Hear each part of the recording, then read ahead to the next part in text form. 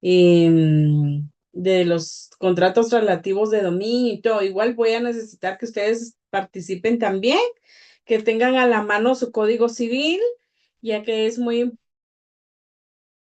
tratar el día de hoy. En la clase anterior estuvimos discutiendo con todos los compañeros algunos puntos de vista, otras experiencias que habían tenido en relación a todos estos actos y contratos eh, relacionados y autorizados por el notario.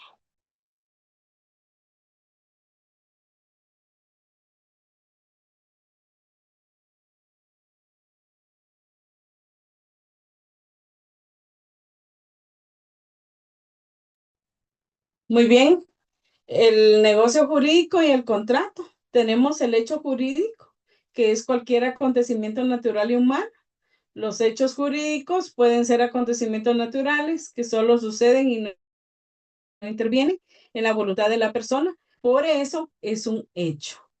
Hechos jurídicos también lo son el nacimiento y la muerte de una persona, como por ejemplo, cuando alguien fallece, la promulgación de una ley o bien el nacimiento de una persona. ¿Y qué es un acto jurídico? Pues es un hecho producido por la voluntad del hombre, la cual produce efectos jurídicos. ¿Sí? Ejemplo, tenemos que las acciones que contienen consecuencias jurídicas, pero que tienen como elemento principal la voluntad humana de generar consecuencias jurídicas. Por ejemplo, una pareja de novios viene, llega a la intimidad, está embarazada la jovencita, el señor era casado, luego él no quiere como que darle el apellido al niño, tampoco hacerse responsable, y con el tiempo el señor ocupa un cargo importante, viene la jovencita, lo denuncia o también inicia el juicio de paternidad y filiación. Ahí es una consecuencia jurídica, ¿sí? Por un acto, ¿sí? Es un hecho producido por la voluntad de ese momento de la pareja y el cual produce efectos jurídicos, ¿sí? Esos efectos jurídicos son las acciones que contienen consecuencias jurídicas, pero que tienen como elemento principal la voluntad humana de generar consecuencias jurídicas en este caso, ¿sí? ¿Y cuáles son los contratos translativos de dominio en Guatemala? Si alguien me pregunta. Para el escritor César Montero Serrán, los contratos translativos de dominio, son contratos donde se transmite el bien y la transmisión de la titularidad de los hechos que sobre el mismo bien se tienen, siempre bajo la perspectiva de que las partes concertantes cumplan con lo que les incumba. Si alguien pregunta, bueno, ¿y entonces qué es un contrato translativo de dominio? Tal es el caso de los contratos que son los acuerdos generados entre las partes y a diferencia de otros, estos transfieren la propiedad del bien, es decir, se entregan los derechos y obligaciones también inherentes a a otra persona, ¿sí? En este caso, podría ser un vendedor, un comprador, así a grosso modo. Si alguien preguntara, bueno, ¿y por qué el contrato de compraventa translativo de dominio?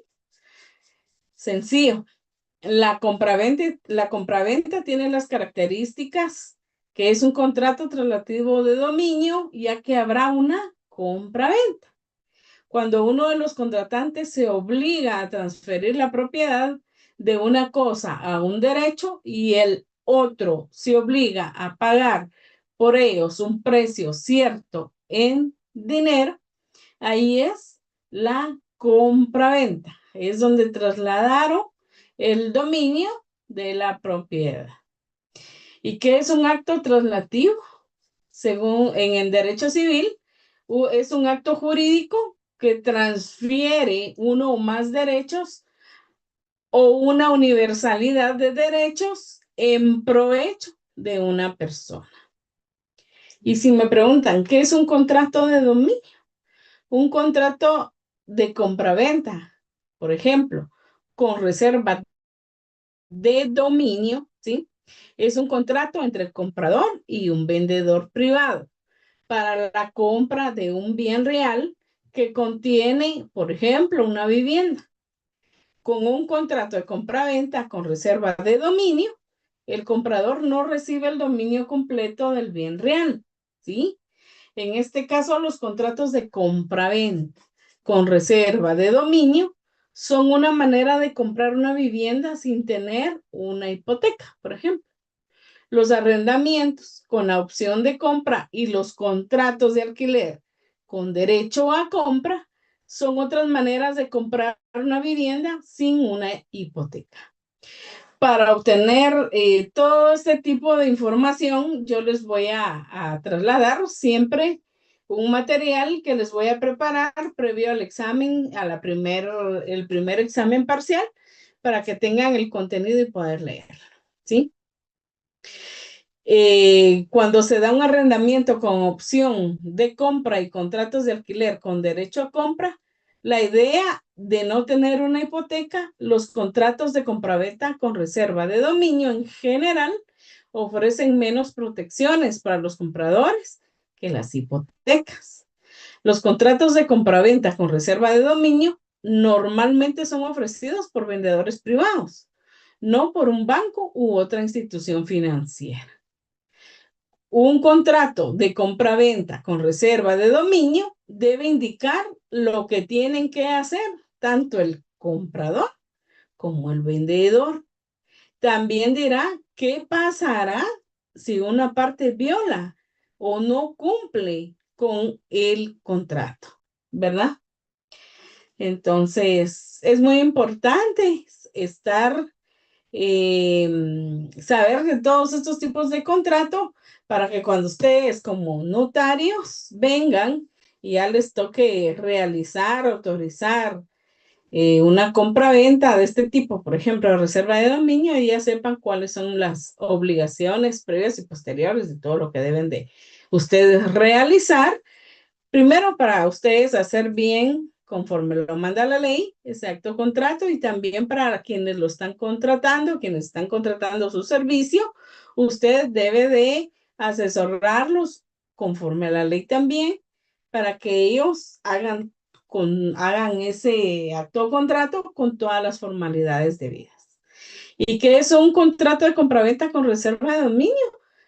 Pues sencillo, un contrato de compraventa con reserva de dominio es un contrato entre un comprador y un vendedor privado para la compra de un bien real que contiene una vivienda. Con un contrato de compraventa con reserva de dominio, el comprador no recibe el dominio completo del bien real. El comprador es un dueño, pero solo recibe el dominio fiduciario. El bien real, el dominio fiduciario, es el derecho a obtener el dominio completo de un bien real. Es distinto que el título de dominio legal, que lo hace el verdadero propietario del bien real. El comprador no recibirá el título de dominio legal hasta que se pague el precio total de la compra, ¿sí? A ver, jóvenes, ¿ustedes han escuchado o alguno de ustedes esté pagando su casa en algún condominio, por ejemplo, y lo adquirieron por unos 15, 20 años? ¿Qué pasaría? Eso le pregunto a ustedes. ¿Qué pasaría si a los 5 años ustedes ya no tienen capacidad de pago? ¿Qué pasaría con ese bien, jóvenes? Porque ustedes todavía, como compradores, no han recibido el título de dominio legal. Porque claro está que en el contrato que hasta que se pague el precio total de la compra. Entonces, ¿qué pasa en este caso, jóvenes? Que llevan 5 años pagando la propiedad, pero ya no tienen capacidad de pago. ¿Qué sucede en este caso? A ver, alguien que me diga. El banco se queda con la propiedad. Ajá, muy bien. ¿Alguna otra solución que ustedes podrían indicarle? Ah, Eh, solución. Solución es que se pueda vender el derecho. ujú. Y Eh, pues, bueno. pero es que hay que ponerse de acuerdo con el banco porque está hipotecada, no se puede vender solo el derecho solo así. Ujú. Tendría que negociar Digamos, con el banco, digo yo. digamos, yo ya no tengo capacidad de pago y todo lo que he invertido se pierde. ¿Es correcto?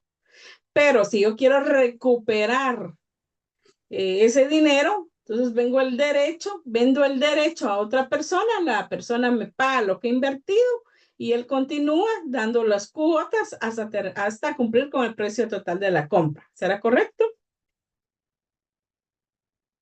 Sí, Sí, sí, Linda. Así, ¿verdad? Muy bien. En este sí, caso, ¿ustedes creen que es correcto que el licenciado. banco se quede con lo que uno de los compradores ha invertido? Y como ya no pudo, tus 5 años valieron, ¿verdad? Ya no te devolvemos nada, pero no hay algo que los ampare hasta hoy día y decir, no, por lo menos la mitad le vamos a reembolsar, ¿verdad? No puede, por cuestiones familiares, se quedó sin trabajo, qué sé yo, entonces le vamos a reembolsar porque para eso debería de haber un seguro, me imagino, ¿verdad? Para que no pierdan todo lo que han invertido en todos los años de esa casa.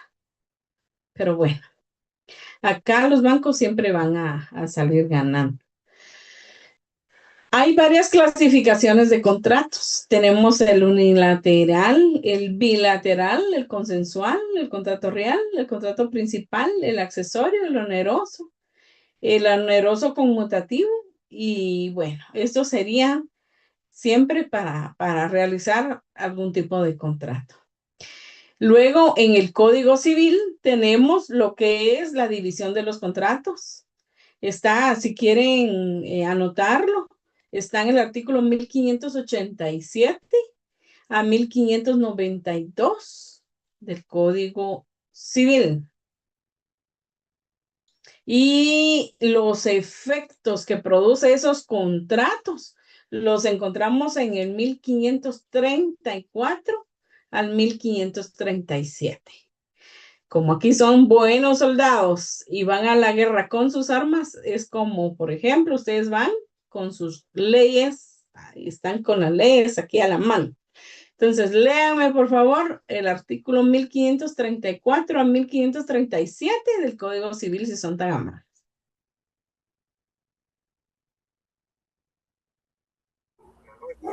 Te lo leo, Artículo. licenciado. Sí, por favor. 1534.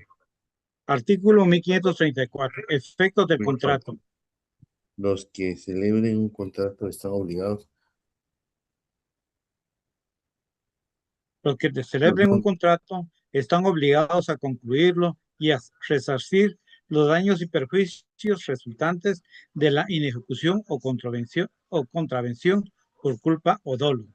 Artículo 535. 1535.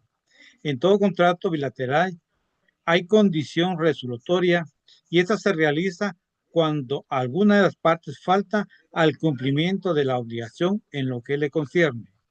El interesado puede pedir la resolución del contrato o reclamar su ejecución y en ambos casos el pago de daños y perjuicios si los hubiere. Artículo 1536. También se podrá pedir la resolución del contrato aún después de haber optado por reclamar el cumplimiento y si éste resultara imposible con posterioridad a la demanda. ¿Solamente hay licenciado? Al 1537, ¿verdad? Nos faltaría ese. Artículo 1537. Y que ha dado motivo para la falta de cumplimiento o invalidez de un contrato, no podrá invocar en su favor esa causa para pedir su resolución. Es el último. Muy bien. Sí, ahí dice claro, ¿va? Quien incumple con el contrato, ¿verdad? Entonces, en base a ello es que los bancos, bueno, al final como que se aprovechan de esta situación, al menos que adquirió la casa a un inicio, venga y consiga a alguien que le devuelva el dinero invertido y se quede pagando las cuotas. También se puede hacer, pero si no, ya perdió todo lo que invirtió en esos años. Jóvenes, yo quiero hacerles una pregunta. ¿Qué entienden ustedes por saneamiento? A ver.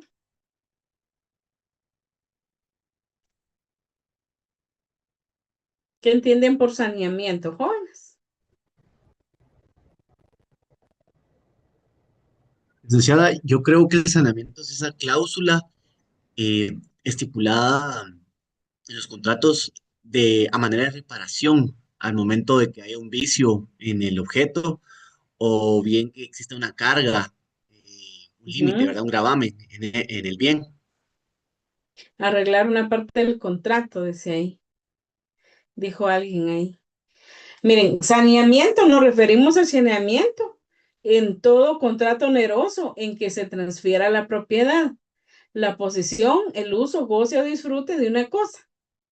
El enajenante está sujeto al saneamiento por evicción o bien por vicios ocultos.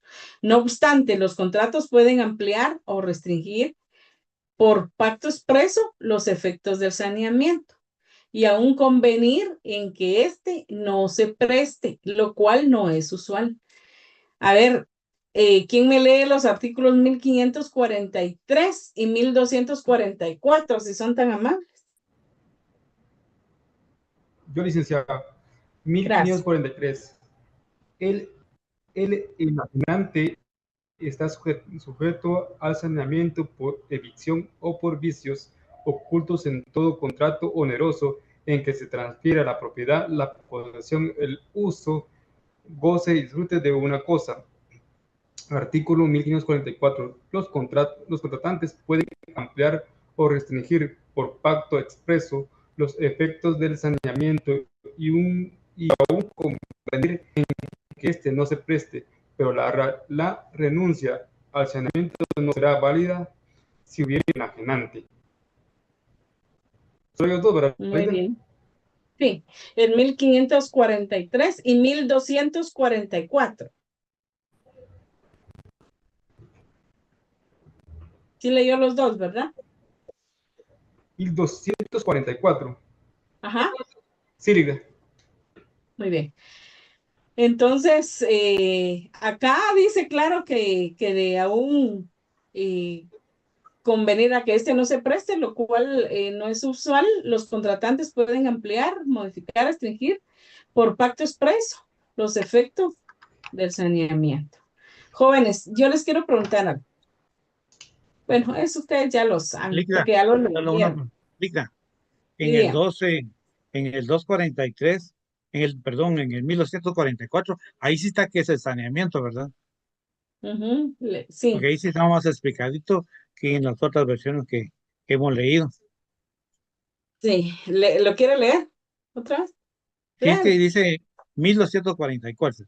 Los Sí, yo registradores. creo que el compañero no leyó, bueno, no Sí, sé. ajá. Lean. Le dio 1500. Los registradores no pueden rectificar sin consentimiento del interesado los errores materiales.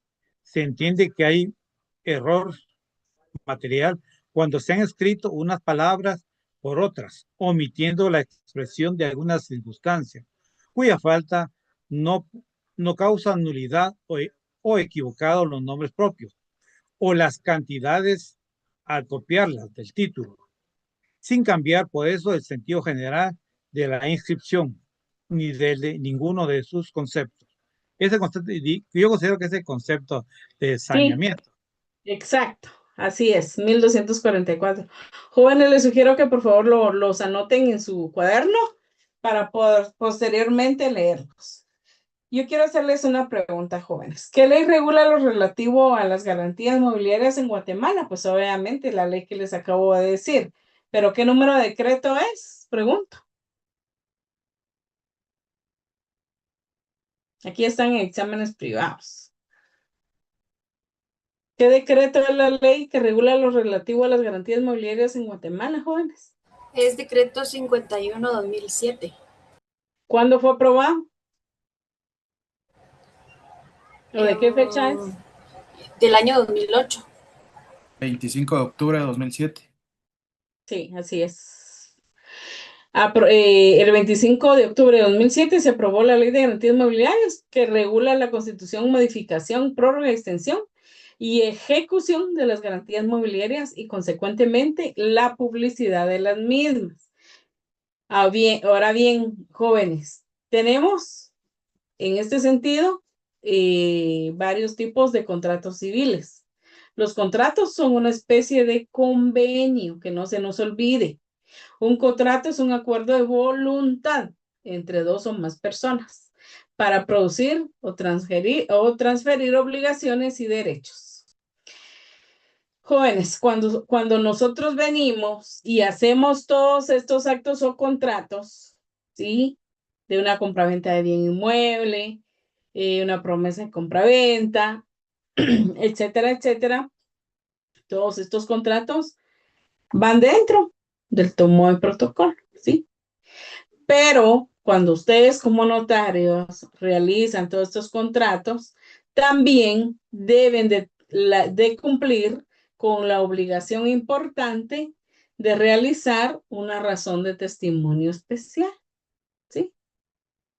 Entonces, yo quisiera por esta vez, por favor, que todos anoten lo que yo les quiero dictar, porque quiero que la tengan en su cuaderno, ¿sí?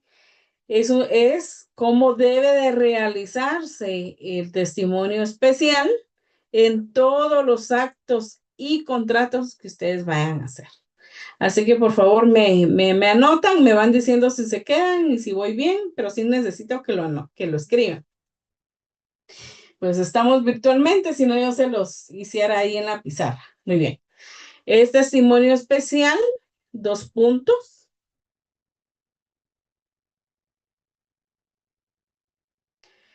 De la escritura pública número 1, coma.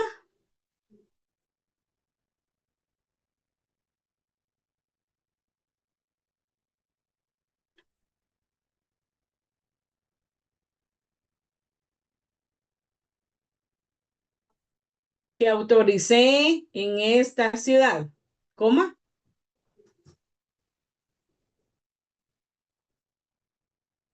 El 1 de agosto de 2026, coma.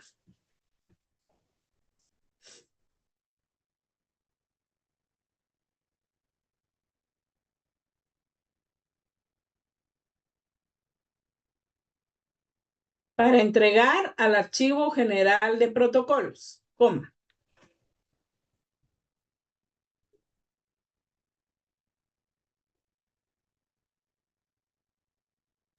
Se me entrecortó, licenciada, pero no me puede repetir. Para entregar al Archivo General de Protocolos, coma.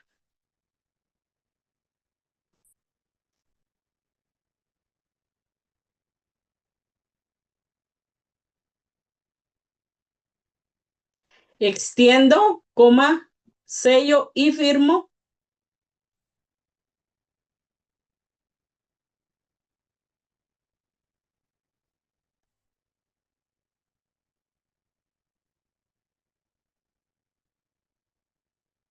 En 3 hojas, coma.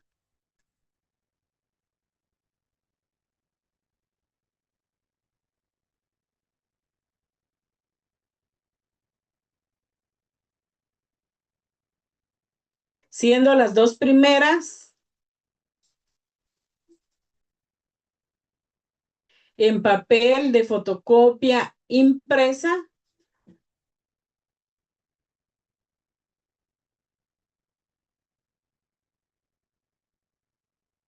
Lida, perdone, ¿podría repetir?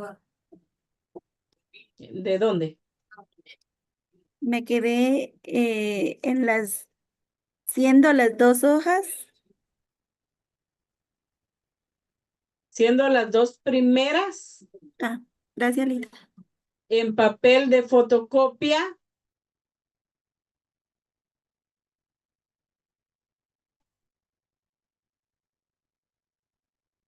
impresa la primera en ambos lados, coma.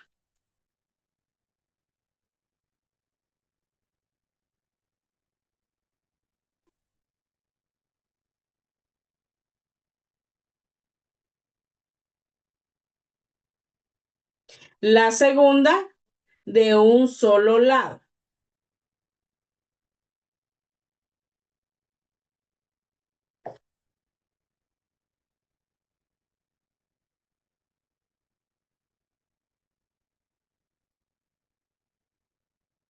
Y la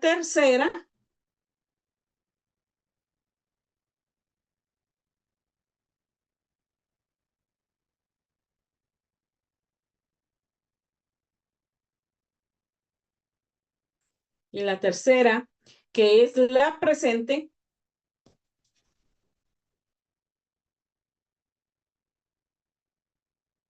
en esta hoja de papel bond, punto y seguido.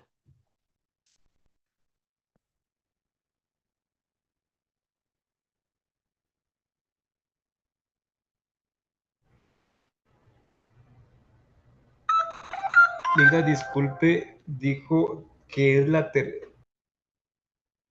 La segunda de un solo lado y la tercera, que es la presente, en esta hoja de papel bond, punto y seguido.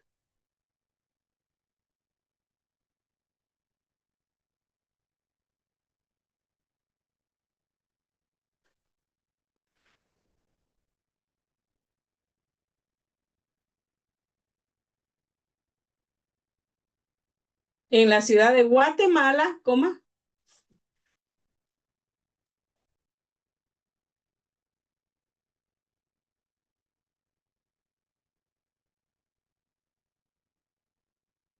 el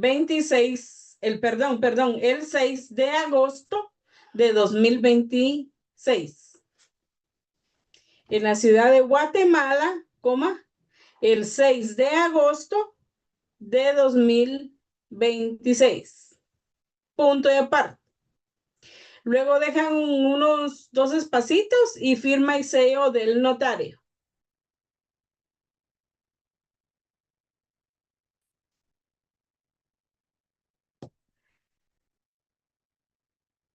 Una pregunta, jóvenes. ¿Qué pasa? Que el 1 de agosto realicé la escritura.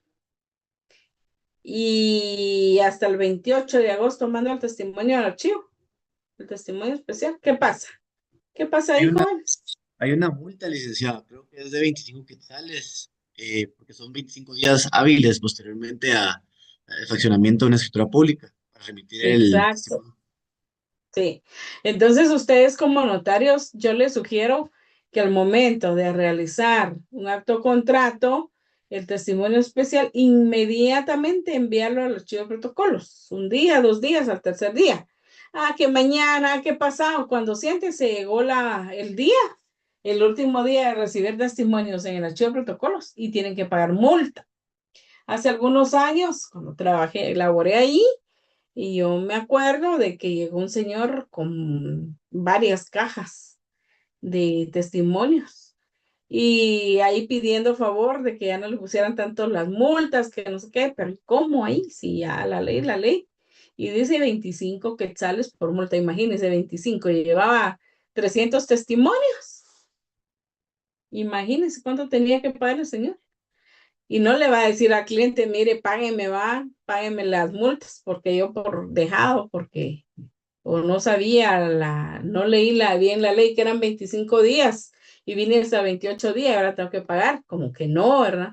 Entonces es responsabilidad del notario cumplir con los plazos establecidos para enviar sus testimonios al archivo de protocolos. En el examen, por ejemplo, yo les voy a pedir una promesa de compraventa, un decir. Viene una promesa de compraventa y obviamente deben de hacer su testimonio especial, pues ya lo saben, ya hasta se lo aprendieron de memoria. Muy bien, siguiendo ya para finalizar con el acto, con el tema de los contratos. El contrato de compraventa es un contrato en el que una de las partes se obliga a dar en propiedad una cosa y la otra a pagarla en dinero. ¿Cuáles son las características del contrato de compraventa? Está el bilateral, que son las obligaciones para ambas partes. Está el oneroso, donde ambas partes derivan beneficios y ambas se gravan. Está el conmutativo, donde las prestaciones son ciertas y equivalentes. Está el principal, que no requiere de otro contrato para su conformación. Está el de ejecución instantánea. Sus obligaciones son susceptibles de cumplirle una vez perfeccionado el contrato. Está el consensual, donde hay acuerdo de voluntades en cuanto al precio y la cosa. Los requisitos del contrato de compra-venta. Se debe reunir las condiciones generales de validez, siendo estas jóvenes la capacidad, el consentimiento, exento de vicios y objeto lícito. ¿Qué pasa? Que este bien inmueble, pues, alteré todos los documentos y todo, pero ahí aparentemente está mi nombre. Entonces vengo yo y voy con usted, mire, señor notario, quiero vender este bien inmueble y de aquí están sus DPI, y usted ni siquiera manda a investigar al registro general de la propiedad ni nada, y hace ese contrato. Entonces ahí es un objeto ilícito, pues entonces usted como notario debió haber investigado. Dice que sea capaz, que tenga la capacidad de discernimiento de vender ese bien inmueble, ¿sí? Que tenga consentimiento. Imagínense si lo llevan a punta de pistola, no lo quiere vender. Entonces usted como notario, ay sí, pero me pagas tanto y lo hago, ¿no? Realizo el acto de contrato y lo autorizo. Entonces debemos de tener mucho cuidado con ello, ¿sí? Y si tiene vicios, por ejemplo, es ebrio el señor y a cambio de 2 Rombotran va a vender su finca, su casa, o a cambio de unas cajas de licor. Y llega todo ebrio a su oficina. ¿Usted haría ese negocio jurídico? ¿Haría ese contrato? A sabiendas que el señor tiene el vicio de licor, ¿sí? Y a sabiendas que llegó ahí con sus copas. Entonces, ¿qué haría usted en ese momento, jóvenes? ¿Qué harían usted?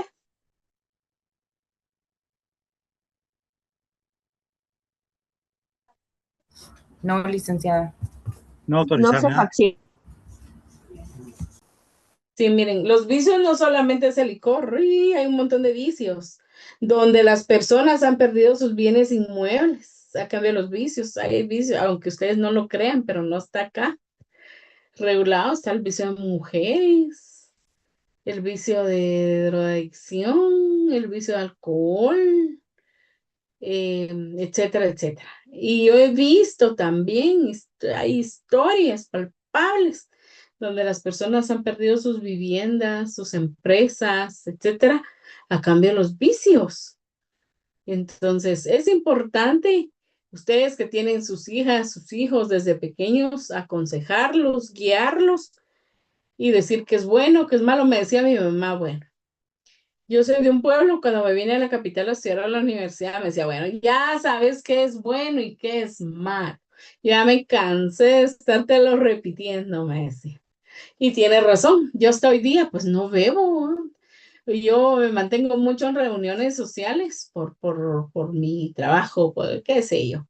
Pero todos me ofrecen, imagínense, yo fuera viciosa, todo, ¿quién su traguito, licenciada? Una su copita o una su piña colada, de todo le ofrecen a uno. Entonces, no, gracias, pero prefiero un vaso de agua. Risa le dan. En serio, a todas las reuniones que voy me ofrecen. Como que, ¿qué piensan? Entonces, pero yo no acepto ni una bebida. Por respeto ahora estoy casada, mis hijos, ¿va? Por respeto a toda mi familia. Si no acepté de soltera, de estudiante, mucho menos voy a aceptar ahora. Entonces, lo que sí pido es, ay, regáleme agüita, ¿va? Yo tenía la costumbre de que si tomaba agua, que me dieran la botella, pero tapada, yo la tenía que destapar. Imagínense, ay, no tanto consejo mi mamá. Bueno, entonces sí debemos de tener cuidado con todo ello. Regresando otra vez a la clase, referente a los vicios, veamos la regulación legal basada en el Código Civil. Anotemos los artículos 1790 al 1851 del Código Civil, por favor. Es muy importante. Ahí lo leen en casita, por favor, mis estimados alumnos. Y referente a los elementos personales, que es el vendedor y el comprador, los reales, la cosa y el precio, los formales, la escritura pública cuando se trata de bienes que se inscriben, ¿en dónde? En el registro, ¿sí? Ya para finalizar, tenemos que 10 minutos, las obligaciones previas a la escritura de compraventa. Esto es muy importante, jóvenes, que pongan atención.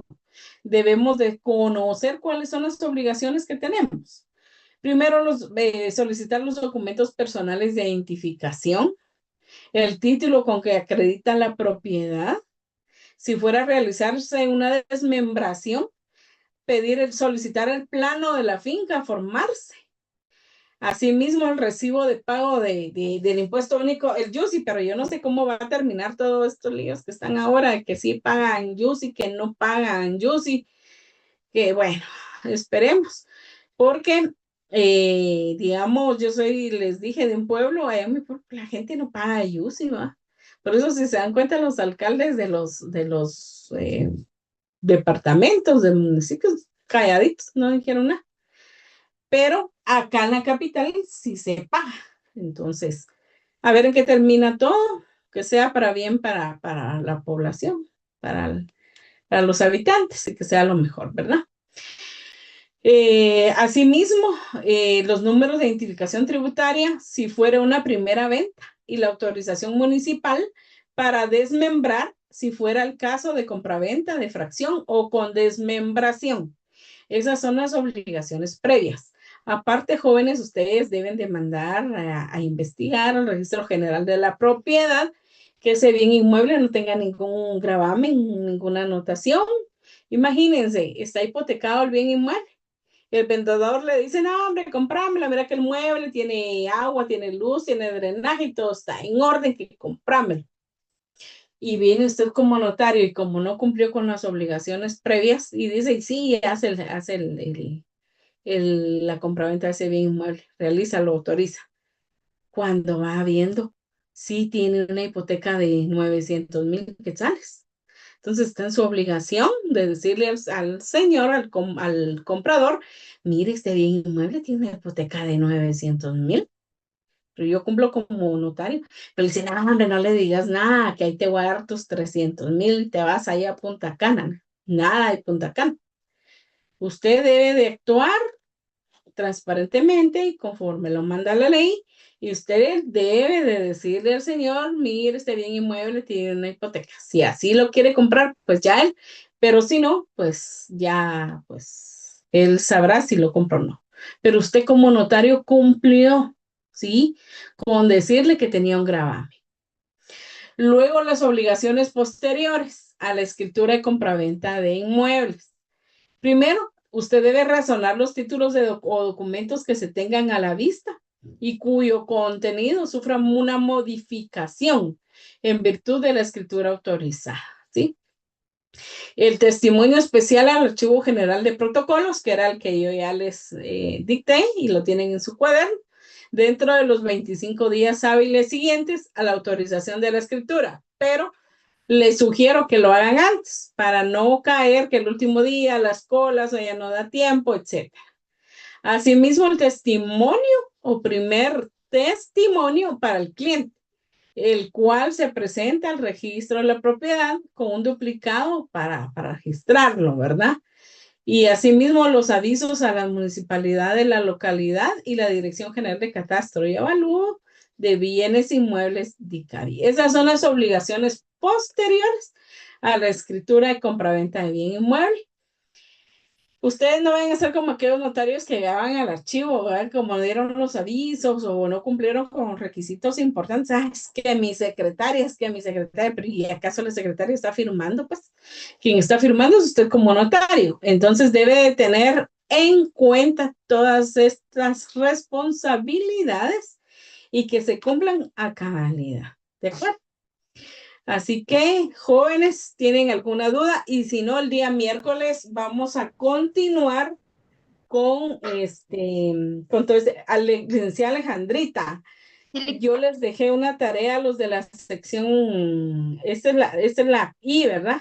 Sí, está la I. ¿Le puede decir qué tarea es para que lo hagan en una hoja cada uno? Porfa. ¿Se las mandamos al chat? Va, está bien. Jóvenes, les dejé una pequeñita tarea a los de la otra sección y la misma va para ustedes. Entonces es en una hoja y el día miércoles lo vamos a discutir. Asimismo, el día miércoles vamos a ver impuestos, usufructo, uso de habitación, vamos a ver cómo se realiza una carta de pago, un finiquito, ¿verdad? Entiéndase. Asimismo, las obligaciones, impuestos del mismo finiquito. Y si nos da tiempo, vamos a hacer los grupos de trabajo, ya porque yo no sé si todos ya están asignados a la sección y si no, pueden ir a atención al estudiante a pedir información y que el control académico los asignen a esta sección. De todas maneras, hay algunos que me mandaron unos datos. Bueno, vamos a ver cómo están mañana. Voy a averiguar, pero sí yo necesito que ya todos estén registrados en las secciones para poder hacer los grupos, porque de registro y estadística me envían a mí los listados y en base a esos listados con la licenciada Alejandrita hacemos los grupos y se nombra un coordinador, ¿sí? Afín, un coordinador que en ese momento yo digo, por ejemplo, leo los 20 nombres y usted está en esos 20 nombres, entonces dice el licenciado, yo quiero ser coordinador de ese grupo. Entonces hacemos un chat con todos los coordinadores y ya yo me entiendo con todos ellos en información, etcétera, y ya los coordinadores les trasladan a ustedes, a su grupito de 20 que tengan, es un ejemplo, no sé de cuánto va a quedar cada grupo, y así es como vamos a ir trabajando todo este semestre. En el segundo semestre, jóvenes, vamos a hacer una revista. Esa revista la hicimos en jurisdicción voluntaria, ahora vamos a realizarla con temas de escrituras, mandatos, protocolizaciones, etcétera, para que la tengan a la mano. Esa revista, ustedes van a ser los escritores de esa revista, los autores de esa revista, y créanme que les va a servir de mucho para su examen privado. Con impresión, con diseño, con revisión gramatical, etcétera, etcétera. Cada estudiante aportó 100 quetzales y créanme que nos salió muy bonita la revista. Le pedimos al señor decano si nos autorizaba López Larrabe. Él accedió. Entonces, si es igual con ustedes, iríamos a la universidad a hacer la presentación de nuestra revista, llevar invitados especiales.